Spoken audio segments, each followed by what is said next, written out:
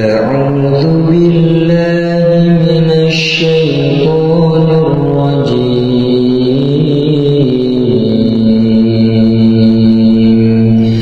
بسم الله الرحمن الرحيم Bismillahirrahmanirrahim. Assalamualaikum warahmatullahi wabarakatuh. Ya, syukur alhamdulillah kita bisa berjumpa lagi di channel ini. Shalawat dan salam selalu dan tetap tercurahkan kepada junjungan kita Nabi besar Muhammad Shallallahu alaihi wasallam. Allahumma shalli ala Sayyidina Muhammad wa ala ali Sayyidina Muhammad.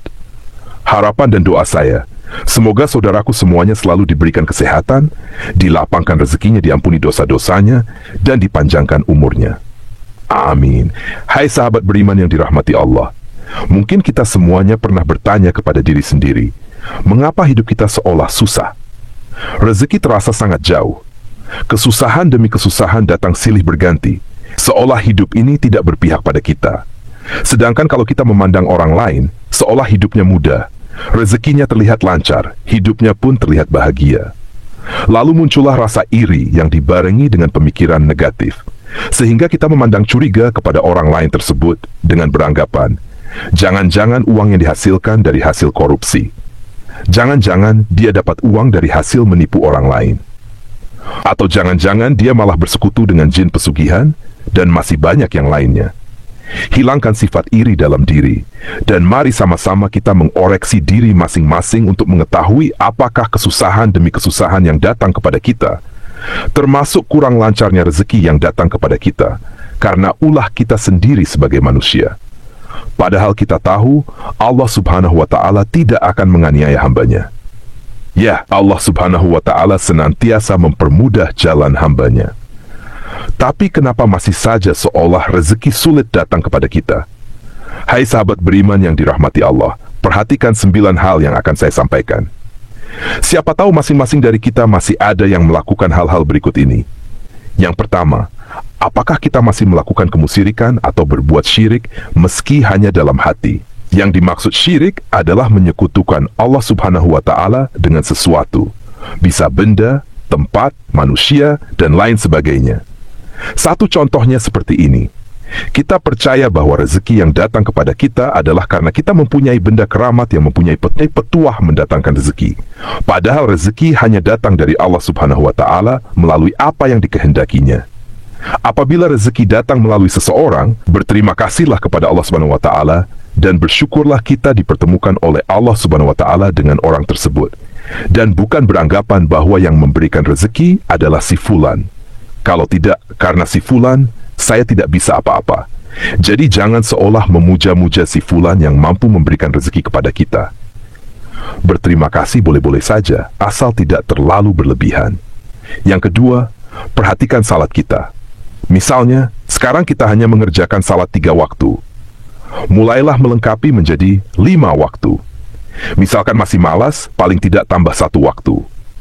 Kemudian di hari berikutnya, tambah 1 waktu lagi.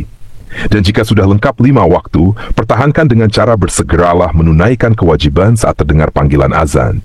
Hindari untuk menunda, karena disinilah awal salat kita akan kembali seperti semula. Luangkan waktu yang hanya 10 menit untuk menunaikan ibadah salat, karena waktu luang kita semuanya lebih panjang dibanding mengerjakan salat yang hanya butuh waktu kurang lebih 10 menit saja. Lalu yang ketiga, hindari sebisa mungkin menyakiti hati orang tua kita. Apabila kita pernah berbuat salah atau mengucapkan perkataan yang menyakiti orang tua, mulai sekarang bangunlah dan meminta maaf kepada kedua orang tua kita, karena ridha Allah subhanahu wa ta'ala ada pada ridha orang tua juga. Lalu bagaimana kalau orang tua kita sudah meninggal, sedangkan kita pernah menyakiti hatinya dan belum sempat meminta maaf? Paling tidak, doakanlah mereka dengan doa yang baik dan meminta maaflah kepada Allah subhanahu wa ta'ala. Karena sesungguhnya Allah subhanahu wa ta'ala maha belas kasih kepada hambanya. Yang keempat, apakah kita memakan harta yang bukan hak kita? Hal ini sangat luas penjelasannya, namun saya contohkan yang mudah saja. Dari setiap rezeki atau kekayaan yang kita dapat, ada hak dari fakir miskin, termasuk anak yatim piatu, yakni 2,5%. Untuk itu, kita sisihkan bagian yang memang menjadi hak mereka dari penghasilan kita, lalu berikan. Caranya bagaimana? Carilah anak yatim piatu atau orang miskin di daerah kita tinggal dan berikan hak-hak mereka. Kita tidak perlu malu meski yang kita berikan hanya sedikit, karena berawal dari sedikit dengan niat yang tulus, itulah awal kita semuanya akan ditambah rezeki yang berlimpah oleh Allah Subhanahu wa Ta'ala, insya Allah di Indonesia. Yang kelima, berdagang dengan tidak jujur. Apabila kita hendak melakukan jual beli, hendaknya tidak mengurangi takaran. Bahkan kalau bisa lebihkan sedikit takaran dan niatkan untuk bersedekah. Apabila jual beli barang, utarakan barang tersebut sesuai dengan kondisinya. Contoh misalnya jual beli HP bekas. Jika ada yang rusak, utarakan saja kekurangannya dan berikan dengan harga yang pantas.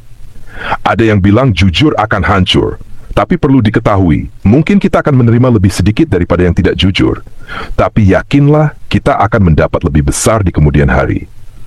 Orang yang tidak jujur mungkin akan mendapatkan banyak di awal, akan tetapi setelahnya akan mendapatkan sedikit, karena perbuatan kurang jujur yang dilakukannya sendiri. Untuk itu, saran kepada kita semuanya, jika sifat ini masih ada pada kita, mulailah sedikit demi sedikit kita hilangkan, karena Allah Subhanahu wa Ta'ala Maha mengetahui apa yang kita lakukan. Yang keenam, apabila kita semuanya sudah berumah tangga, hindari untuk menyia-nyiakan atau menyakiti anak maupun pasangan hidupnya. Apabila kita merasa kesal dengan kelakuan anak atau pasangan, kalau bisa cobalah untuk mengoreksi diri dulu. Kenapa pasangan atau anak kita belum mampu seperti yang kita inginkan? Lalu diskusikan bersama dan temukan akar permasalahannya. Apabila masih belum menemukan titik terang, berdoalah dan serahkan semua masalah kepada Allah Subhanahu wa Ta'ala untuk mencarikan cara yang terbaik sambil tetap berusaha. Insya Allah, kita semuanya akan ditunjukkan jalan yang terbaik untuk mengurangi masalah, karena sesungguhnya Allah Subhanahu wa Ta'ala adalah sebaik-baiknya pemberi solusi. Bagi yang belum berumah tangga, ini bisa menjadi pelajaran untuk mendapatkan pasangan yang baik nantinya di Indonesia. Yang ketujuh, berbohong. Mungkin benar saudaraku, berbohong demi kebaikan. Tapi perlu diingat, kebaikan yang dimaksud adalah kebaikan untuk siapa? Apabila kebaikan untuk diri sendiri atau orang lain secara sepihak, saya rasa itu kurang sesuai. Kenapa? Karena bisa merugikan orang lain yang kita bohongi. Dan sifat seperti itu membuat kita jauh dari rezeki Allah Subhanahu wa Ta'ala. Cara menghilangkan sifat berbohong tidaklah mudah seperti membalikan telapak tangan, akan tetapi bisa kita kurangi sedikit demi sedikit kebiasaan tersebut. Dan mulailah tanamkan dalam diri kita sifat yang jujur, meski di awal terasa sangat berat, akan tetapi insya Allah, kedepannya hidup kita semuanya akan jauh lebih tenang dan lebih nyaman. Bagi saudaraku yang mendengarkan video ini, bukalah hati dan pikiran saudaraku semuanya ketika pasangannya ingin mulai bersikap jujur. Hindari urusan yang menyalahkan. Hindari untuk saling menyudutkan pasangan. Dukunglah dengan perkataan maupun perbuatan yang baik dan mulailah untuk saling memaafkan. Insya Allah akan mendatangkan rezeki yang luar biasa dari Allah Subhanahu wa Ta'ala. Yang kedelapan, memerintah atau berkuasa dengan sewenang-wenang.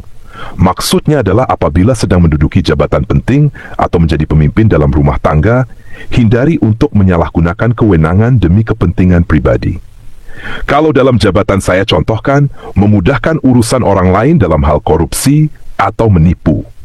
Seperti yang sudah saya katakan di awal, mungkin akan mendapatkan harta kekayaan yang banyak, akan tetapi pada akhirnya akan menyebabkan banyak masalah, baik dalam rumah tangga maupun dalam hal kesehatan. Dan bagi para pemimpin rumah tangga, hindari menyalahgunakan kewenangan dalam keluarga.